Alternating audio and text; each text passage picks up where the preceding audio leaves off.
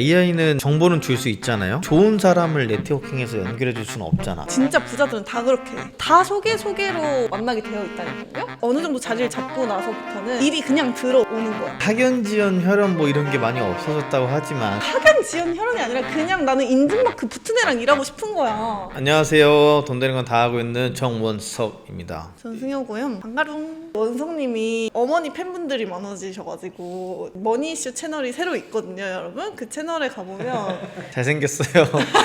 미남입니다. 좋아해 주시는 분들이 많더라고요. 저번에 가면 슈퍼스타시라면서요? 확실히 프리패스 사위상이야. 어른들이 사실 좋아하긴 해요. 누가 그래요? 교회에서 아주머니 집사님들이 엄청 좋아해요. 확실히 프리패스 상이니까. 실제 장모님 장인어른이 많이 좋아하셨나요? 몰라요. 아니 최소 제가 대출 이모님들한테 인기가 많아. 막 이렇게 하셔 저한테. 갑자기 미스터 트롯 이런 데 나가셔가지고 임영웅 되는 거 아니야? 내가 하겠냐 그런 거? 노래 좀 잘하세요? 잘하죠. 저 교회에서 성가대 출신이에요. 지원해보자. 당신 줄라고. 집에서 혼자 TV 보고 웃을라 그러지 너. 어머님들이 많이 좋아하셔가지고 어디다 갖다 팔아먹을까를 제가 고민을 좀 하고 있어요. 오늘 또 얘기해볼 주제는 AI에 대해서 얘기를 또 해볼 건데요. AI 때문에 청년들의 일자리가 없어지고 있다, 이런 뉴스도 많이 나오는데 반면에 또 기회가 있을 수 있다. 여러 AI 프로그램을 써보다 보니까 세상이 바뀌었다, 이런 생각이 들면서 확실히 효율이 다를 것 같아요. AI를 잘 쓰면. 저희가 또 회사 밖 사람들 아니겠어요? 학교 밖 청소년이라고 하시나요? 저희는 회사 밖 어른들이거든요. 1인 사업을 하고 있는 사람들로서 변화에 예민할 수밖에 없잖아요. 시청자분들 중에는 대부분이 직장인일 거잖아요? 그쵸. 직장에 계시면 이 변화나 위기를 잘 못 느끼시는 분들이 계시는데, 취업을 준비하시거나 프리랜서나 1인 사업가들은 이 AI에 대한 변화를 되게 크게 느끼고 있는 상황을 또 얘기를 드리면서 AI 시대에 돈 쓸어 담는 방법에 대해서 얘기를 해보려고 합니다. 내가 될 수도 있을 거 아니야. 우리한테 기회가 왔다니까? 세상이 변화할 때 개 큰 부자가 나온대요, 여러분. 먼저 치고 나갈 때 그치. 선두주자가 근데 일단 우리는 선두주자는 놓친 것 같아요. 오픈 AI CEO 샘 알트만이 어떤 팟캐스트에서 이런 말을 했었대요. 1인 유니콘 기업이 쏟아질 거다. 투자도 받지 않고 AI만 활용해가지고 유니콘 기업이 충분히 나올 수 있다고 생각한다, 이런 말을 했었는데, 실제로 작년 6월에 투자 없이 창업 6개월 만에 베이스 44 1,100억의 엑시스를 했다고 합니다. 상상이 안 간다. AI 좀 여러 개 쓰시나요? 클로드라는 거 하나만 쓰긴 해요. 자료를 만들거나 책을 쓰거나 도표나 그림으로 만드는 게 좀 많아서 클로드 얼마예요? 1년에 30 얼마? 빈부격차가 심해진다는 전문가분들의 의견이 있더라고요. 집이 잘 사는 데들은 비싼 AI를 턱턱 붙여줄 수 있잖아요. 비싼 조수들, 직원들을 자녀한테 막 사줄 수 있는 거야. 클로드도 30만 원짜리가 있고 또 상위 호환 버전들이 많잖아요. GPT도 그렇고. 그런 AI들을 막 자유자재로 쓰게 막 구독을 해주면 격차가 너무 난다는 거죠. 제 주변에 좀 AI에 심취해 계시는 분들은 이제 계급 이동이 불가능해질 거다, 2-3년 안에 쇼부를 봐야 된다 라고 얘기하시는 분들도 많아요. 그것도 충분히 공감이 가는 게 AI가 유료 버전도 있고 무료 버전도 있지만 유료도 어느 정도 쓰고 나면 얘가 더 큰 용량으로 비싸게 쓰라고 하더라고요. 부담되는 사람은 몇 시간을 또 기다려야 되거든요. 돈이 있는 사람은 그런 것도 빨리빨리 잘 쓰는 건데, 부담되는 사람은 그냥 시간을 또 허비하게 되는. AI가 발전할수록 어떤 가치가 커질까? 정보의 가치는 떨어지고 해석의 가치는 높아지는 것 같아요. 똑같은 걸 보고 어떻게 해석하고 어떻게 테이킹을 하느냐의 차이인 것 같아요. AI들이 많아졌기 때문에 정보에 대한 것들이 상향 평준화 됐기 때문에 이거를 내 상황에 맞춰서 컨설팅하는 거, 해석하는 능력이 요즘은 더 중요해졌다는 거죠.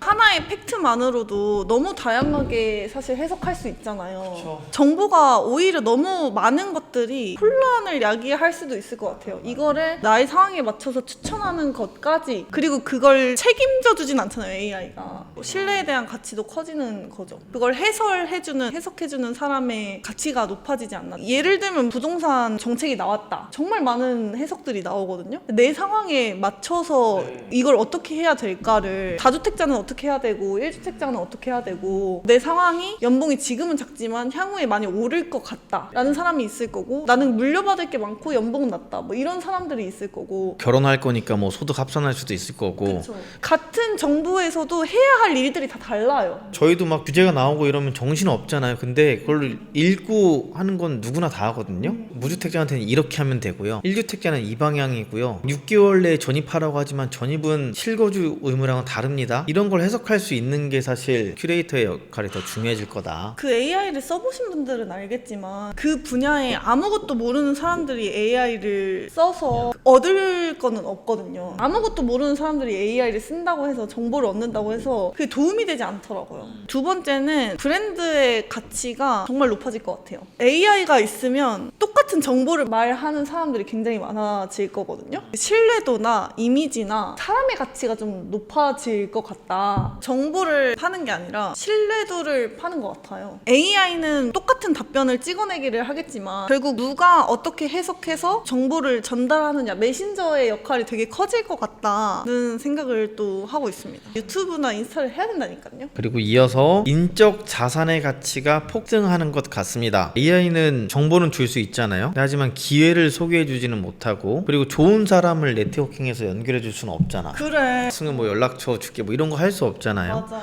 인적 자산의 가치 또한 중요해지지 않나라고 생각이 들어요. 결국에는 옆에 있는 사람이 기회를 많이 잡을 수밖에 없거든요. 좋은 잘 사람. 부탁한다. 그래 좀 잘하자. 인적 자산이라는 게 사실 너무 뼈저리게 느끼고 있어요. 최근에도 또 느낀 거는, 제가 또 과일 위탁 판매를 또 하고 있다 그랬잖아요. 제가 친구들이나 주변 사람한테도 말도 해봤어요. 걔네들은 이런 걸 경험 안 해봤기 때문에 부정적인 얘기만 하니까 나는 열심히 하고 싶은데 이런 얘기를 들으니까 하기 또 싫어지고, 그런 부정적인 인적 자산에 또 영향을 받게 되더라고요. 근데 여기서는 이미 그걸 해보면 되지, 부딪혀보면 되지라는 마인드니까 추진력 있는 인적 자산들이 긍정적인 효과도 많은 것 같아요. 진짜 인생은 기생충이라는 영화 아시죠? 알죠? 아는 사람이 진짜 부자들은 다 그렇게 해. 소개를 받을 때 크몽, 자플래닛 이런 데 올리는 게 아니고 이런 거 하는 사람이 있어요. 다 소개로 만나게 되어 있다니까요. 이제 막 퇴사해서 기반이 없었을 때는 알바몬 이런 데서 찾아가지고 이 일도 하고 저 일도 하고 막 했었단 말이에요. 어느 정도 자리를 잡고 나서부터는 일이 그냥 들어오는 거야. 피디님 제가 아시는 분이 PD가 필요하다고 해가지고 소개해드릴게요. 이렇게 해서 일하는 경우가 압도적으로 많고, 저 또한 프로젝트를 같이 할 때 주변에 이런 사람 있으세요? 이렇게 되는 것 같아요. 그러니까 인생은 기생충이라니까. 기생충이라는 영화가 오바가 아니야. 리스펙.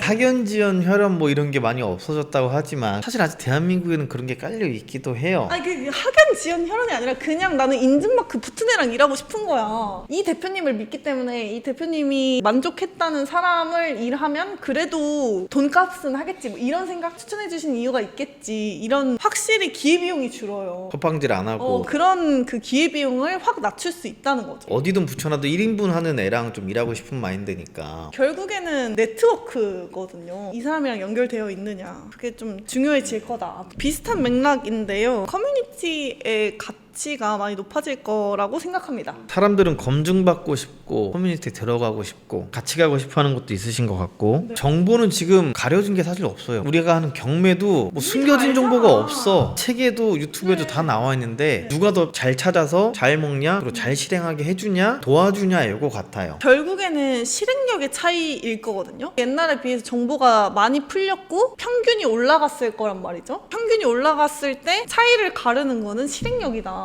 근데 실행까지 가기 위해서는 확신이 필요하거든요. 옆에 인간이 돈을 벌었다든지 그걸 땡겨줄 수 있는 사람이 있다든지. 긍정적이지 않아도 돼. 원성님 강의를 하시면 수강생분들 중에 저게 진짜인지 아닌지 한번 보러 왔어, 약간 이런 시니컬하신 분들도 있어요. 부정적인 감정이었다고 해도 결국에는 실행력을 높여주는 일이었잖아요. 그리고 어제도 제가 임장 다녀왔거든요. 수강생분 중에 이런 말씀하신 분 계세요. 제가 처음엔 열정 넘쳐서 하는데 뒷심이 부족하다, 저 좀 이끌어주세요, 저 포기하지 말아주세요 라고 말씀하시더라고요. 그래서 제가 뭐라 했냐면, 제가 오히려 더 귀찮게 할 거니까 포기만 안 하면 된다라고 말씀드렸고. 커뮤니티가 중요한 게, 내 주변에 부동산으로 돈 번 사람들이 많으면 자연스럽게 부동산에 관심이 갈 수밖에 없고, 한동안 신경 끄고 살더라도 제가 또 한 건 했네, 경매로. 저분도 낙찰을 받았네? 이러면서 동기부여 받는 것도 있고. 그렇죠. 경매 졸업생 단톡방도 운영하는 게 때마다 이렇게 낙찰 받았어요, 팔았어요, 매도해서 이런 사례를 또 올려주시면 그날이 매일 제일 많이 온다니까요. 동기부여가 서로 돼서. 입찰 들어간다고. 네. 1인 사업하시는 분들을 만나잖아요. 커뮤니티를 구성하려고 노력들을 많이 하시더라고요. 이 사람한테는 배울 게 없다고 쳐. 나는 이미 다주택자고 부동산 쪽은 이제 졸업했다고 생각하고, 이렇다고 해도 이 사람 옆에 있는 사람이 컨텐츠 전문가가 있을 수도 있고 주식을 하시는 분들이 있을 수도 있고, 이 사람 곁에 있는 사람들 또한 자산이란 말이에요. 생각보다 엄청 큰 자산이고 벌어오는 게 꽤 큰 것 같아요. 다른 분야도 배워보는 것도. 맞아요. 아, 이렇게 돈 벌어? 벌어? 우리 노력한 것보다 뭐 얼마나 더 노력해서 이만큼 벌어? 덜해서 더 벌어? 뭐 이런 것도 비교해 볼 수도 있어서. 근데 저 주문 또 들어왔어요.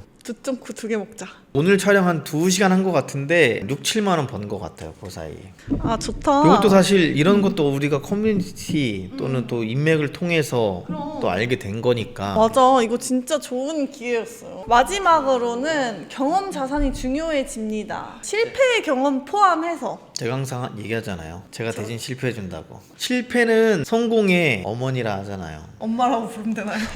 성공한 사람 중에 실패 안 한 사람이 없어. 실패를 딛고 일어서야 성공이 되는 거지. 변수가 많잖아요. 뭐든 경매를 해도 변수가 많거든요. 경험이 많은 사람들을 레버리지 하는 거죠. 부는 사람과 사람 사이로 이동한다, 이렇게 생각이 되더라고요. 자산의 중심이 정보에서 관계로 이동을 하고 있다. 이렇게도 돈 번대요, 이렇게 수익 내고 있대요를 스터디 멤버들끼리 공유를 또 많이 하고 있고, 수익 사례나 이제 입찰 가는 거, 폐찰 결과 뭐 이런 것도 저희끼리 공유를 하고 있기 때문에 의미 있는 정보들을 빠르게 접할 수 있는 거죠. 사실 저도 좋은 물건 찾잖아요. 제일 먼저 생각나는 사람이 우리 멤버들이야. 단톡방이나 뭐 어든 일반적인 커뮤니티에는 안 뿌린단 말이에요. 그쵸. 내 스터디 멤버분들 내 커뮤니티만 더 챙기기 때문에. 그래서 원성님이 스터디 분들이 얼마 버는지, 얼마를 가지고 있는지, 주택수 이런 거를 혼인신고 했는지 다 알아. 나 다 기억나. 그냥 정보가 많은 거하고, 이런 물건은 누구한테 적합하다, 어디에 사는 누가 적합하겠다, 이렇게 하니까 확실히 실행력이 높아지고 낙찰 사례도 많고 수익 사례가 많아지는 것 같더라고요. 그런 식으로 물건 받으면 미안해서라도 가, 입찰을. 할 수밖에 없어. 부담스러워가지고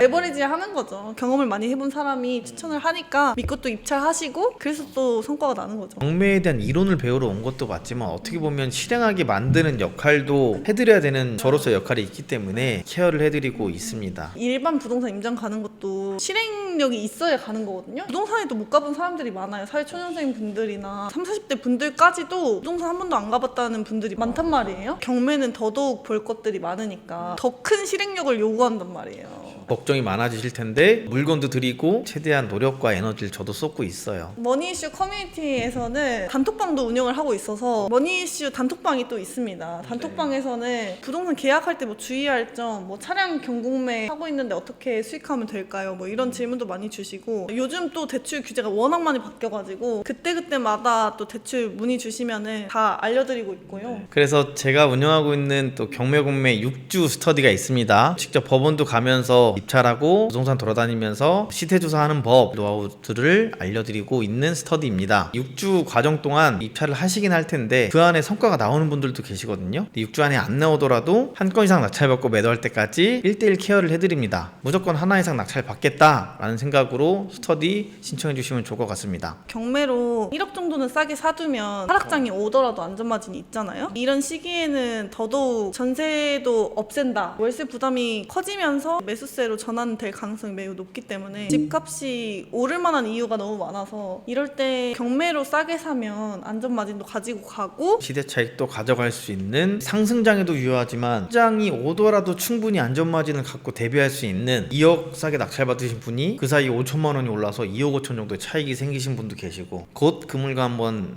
찍으러 가볼 예정입니다. 저희 불러주신대요? 저만. 아 진짜요? 님, 더 좋은 자산으로 갈아타기 목적으로도 해볼 수 있는 경매 관심 있으신 분들은 고정 댓글 보고 신청해 주세요. 네, 원데이 특강도 있으니까 내 집 마련, 갈아타기, 단타 매도에서 시드 불리기, 이런 3가지 전략으로 다 부동산 경매가 접근이 가능하기 때문에 궁금한 점 있으시면 댓글 달아주시면 또 답글 달아드리도록 하겠습니다. 네, 바이. 고생하셨습니다.